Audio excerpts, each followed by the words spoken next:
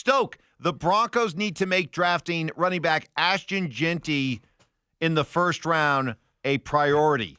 Tell me why I'm wrong. We got other needs. Certainly running back is a high priority, but we do have other needs, and I do believe that you can find other really good running backs outside of the first round.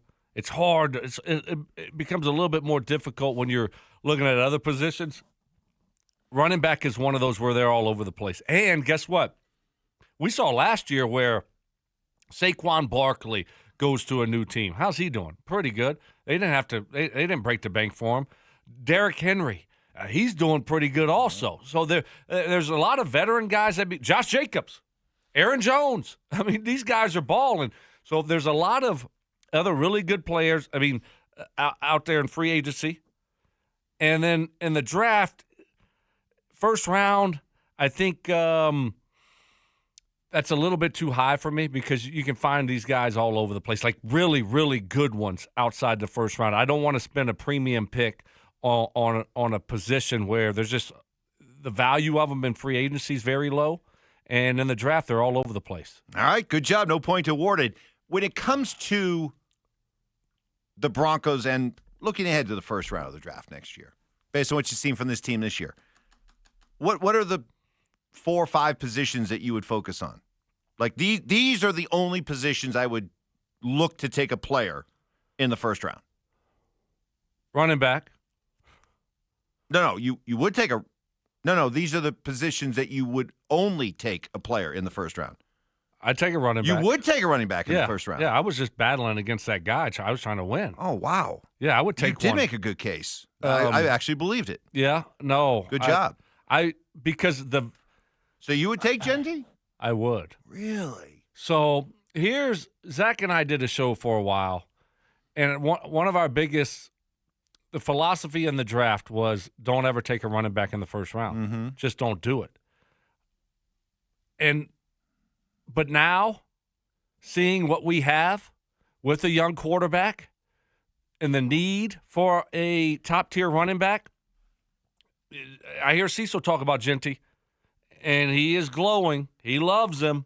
He thinks he's going to be a great pro. I would make an exception for a guy like that, especially if you're picking in the 20s. We're not picking in the top 5. We're not picking in the top 10, Mike. You're picking in the 20s. You got a game changer there. You got Marshall Faulk sitting there. You telling me you wouldn't take Marshall Faulk? Oh, you're making Marshall Faulk comparisons? Wow. Hall of Famer. Yeah. I remember Marshall Faulk at San Diego State. Yeah. He went to a smaller school. Yeah. And he was dynamic out of the backfield, obviously, and running the ball. You have that type of player, that potential that you think, okay, I would take a guy like that. Interesting. I still think receiver is on the list. Tight end. Defensive line. Inside linebacker. Safety. Okay, so you're Broncos. You're talking about a top-tier first-round pick that you think might be a – so it's like sometimes these safeties, they fall. Yeah. And you can get a good one. There's a lot of positions, right? This is proof that the Broncos, Sean, they've done a really good job of absolutely maximizing, maybe even over-maximizing the talent on this roster. There is still a huge across-the-board talent upgrade that needs to be added to this roster if they're going to become a Super Bowl contender here over the next 3 to 5 years. So, yeah, honestly, BPA, best player available. Yep. Throw a dart at it, really. When it comes to the first round, don't be pigeonholed into saying we're looking at this position or that position. Hey, we're at a point with this roster, you just want to keep adding good football players. Doesn't matter what position they play. I got a question for you. Yep. Okay, say it's Sean and George and getting ready for the draft, and Sean says, we're going offense in the first round. Mm-hmm. We're not going defense. We got to get Bo help here. Uh-huh. And how do you prioritize the position? Running back, wide receiver, tight end. Tight end number 1. Okay. Tight end number 1. I'm just not interested in running backs. You just find them anywhere. Wide receiver only if you are just absolutely convinced. Otherwise, I would just go O-line. I would draft another offensive lineman Okay, O-line 2. Then I would who do you have? I would go tight end 1, O-line 2, wide receiver 3. Okay, and then running back last. And then running back last. Okay. And normally I would agree with you, but watching what I've watched at this running back position over the last 3 years, 4 years, if you have a guy there that you think is special and he's falling to you because the position is devalued, then I wouldn't pass that guy up. We're still trying to develop a young quarterback, and that position is valuable. And I get it. They are all over the place, Mike. You're right. But guess what? We still haven't found one. Yeah. We've drafted 6th round, 7th round, 2nd round. We haven't found a guy. And you look at the success of Detroit right now, a lot of people are like, what are you doing taking Jahmyr Gibbs? Right. I'd love to have Jahmyr Gibbs right now. And David Montgomery. Special. They just signed David Montgomery a month ago. But before contract. But before they drafted a Jahmyr Gibbs, they went out and drafted Penei Sewell. When some people are like, "What are you doing taking an offensive lineman?" That you got so many other needs. I don't think anybody said that. No, I don't think anybody said that. Well, I think you just no. Well, if you got a chance to take a Penei Sewell in this draft, grab him. Right, take him. But they were drafting in the top 5, top 10. Right. That's where he's from Oregon. Broncos will be 20s. Yeah, which is awesome. Did you say 30s? I said 32. I thought I heard you say that, Mike. 32, baby. 32. Talk to me. Yeah. 32. You sound like Cecil Lamb. 32. I'm saying let's trade back into the second round. Oh, yeah. Let one of those. Who wants a quarterback at 32? Let one of those. Perfect. Let one of those also ran desperate teams trade up to us at number 32 to get that last pick in the draft. We'll just skate back into the second round, accumulate more picks. We will miss Garrett Bolles if he leaves after this season as a free agent. The Broncos must re-sign him. Tell me why I'm wrong. And as you formulate your thought here, Garrett Bolles is getting ready to be one of those rare NFL players who signs a big contract and actually plays out the entire contract, ends up getting all of the money, and there's no restructure or anything like that. He's getting ready to wrap up a 4-year, $68 million contract. Holding offense, number 72.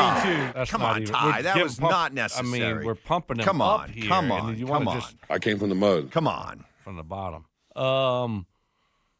And he not only did it once, he did it twice. Boise played on his original contract, right, which was a 4-year contract. They didn't pick up the 5th-year option, and then he did another 4-year deal where he's playing that thing out. Yep. So he's made close to $80 million in his NFL career. Good for him. Yeah.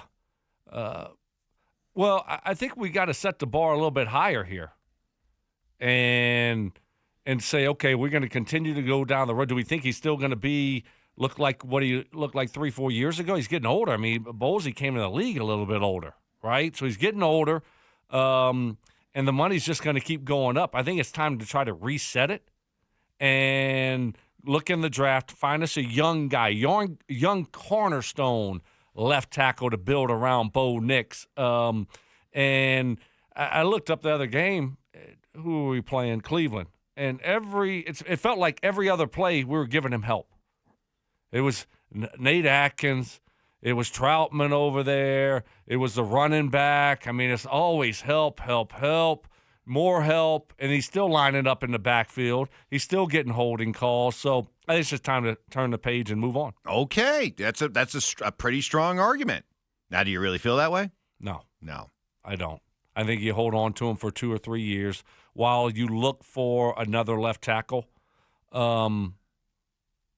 Whether if someone's available for you, you can go out there and get him in the draft, a younger one. So I think you try to do a 3-year deal where you give him, the first couple of years are guaranteed.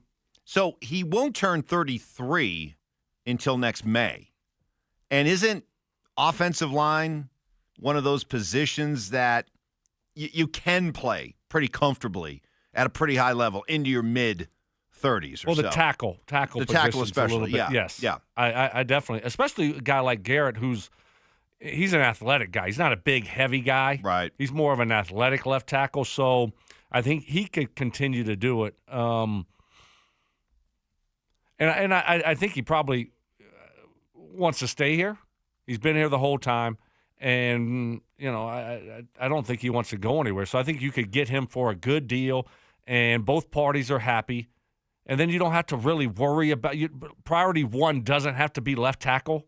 I don't want it to be left tackle in the draft. Yeah. Not right now. You could go into next year, the following year, if you sign him to a 3-year deal, and if 2 years are guaranteed, and then now you could say, okay, if a tackle's there, we can take him. If not, we still have Bolles for one more year. Right. Because then if you let him go after this year, you're kind of put in a position, because finding left tackles are so hard, you're probably going to have to use your first-round pick on a left tackle. And I think I'd rather just pay the money, re-up with Bolles, and be able to use that first-round draft pick on, a wide receiver. A wide receiver. Nah, not a wide receiver. Tight end. Nice try. Nice try. I got you. Nice try. You almost got me. You By don't the want way, a wide. You wouldn't. No wide. You're saying no? I'm not interested in wide receiver. Not at all. I'm interested in what you want to do. I want to throw money at T. Higgins. Oh. Although I did see a report that kind of thinking along the same way. New England is supposedly gearing up to make a monster offer for T. Higgins to give Drake May somebody to throw to as well. And we can't both teams are thinking the same. We can't compete with. They have a lot teams. more money. Exactly. They'll have a lot more money. Well, they have a lot more salary cap, not money. We got the most money. We do have money. Right. We got money. We have cash. Lots of it. We have lots cash. of money. We don't have as much salary cap thanks to limited. Yeah, thank you, pal. Goodness gracious. Yeah, I like that philosophy there. I want to be freed up. And guess what you can do, though, even if you do re-sign Bolles to a 3-year deal at the end of the season. If you like a tackle in the 3rd or 4th round, perfect. Yeah. You can take him then. But you're right. If you don't re-sign Bolles, now you pretty much have to draft one in the 1st round. Yeah. And I don't want to do that either. I agree. I want to draft a pass rusher, a cornerback. Yeah. We don't need a corner, but somebody, you know what I'm talking about. Yeah. Inside linebacker, dynamic linebacker, that kind of thing. Yep. Yeah, I got you. So a slot receiver. No. Where's Ladd McConkey? Where's Ladd McConkey? Where's McConkey? Where's Phil McConkey? Where's Alex Pierce? He's part of the club. Oh, I can't wait to see Alex. I want to give him a hug. All right, so we are in agreement. Let's bring back Bolles. I'm always in the GB zone. All right, good job there.